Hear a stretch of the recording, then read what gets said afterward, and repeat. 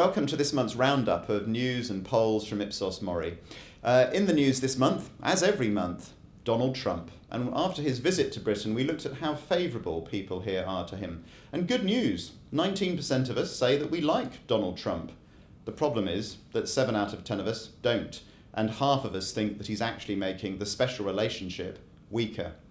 Sex, that's got your attention. We've looked at how often people say they have sex, and then we've compared that to how often they think other people have sex. So on average, people tell us that they have sex in both Britain and America about 4 to 5 times a month. But the interesting thing is how wrong we are about everybody else. And men in particular have a problem. You think that women, on average, are having sex 22 times a month. That is fake news. You're way wrong. And if you're interested in why people are so wrong about so many things, you may well like a new book by my colleague Bobby Duffy called The Perils of Perception. It's out on the 6th of September, and that explores why we're wrong about sex, but we're also wrong about immigration, we're wrong about what's going on around the world, we're wrong about how many teenagers have babies.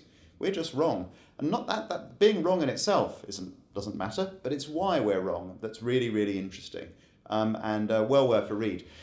Universities, we've looked this month at what people who are about to go to university, or at least coming up for 18, think about it with the A-level results out. And what we've found is that the proportion who say that going to university is important to get on in life has fallen from 86% a few years ago to 75% now, a really big shift.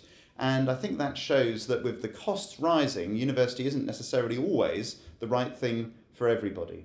We've also looked at housing. 3/4 of us say there is a housing crisis in Britain, and this month in Work for Shelter we found that 1 in 3 homes, this time in Scotland, do not meet a decent living home standard as defined by the public. Amongst those who rent privately, unfortunately, it's over half. NHS is also one of the major concerns of the British, and this month we release our annual GP survey that we do for NHS England.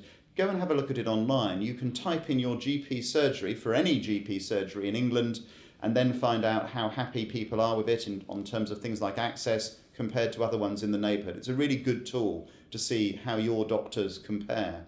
And finally, of course, this is Ipsos MORI, so you'd probably want me to talk about politics. And on that, I'm not sure there's a lot to say. There's deadlock between the parties. They're both neck and neck.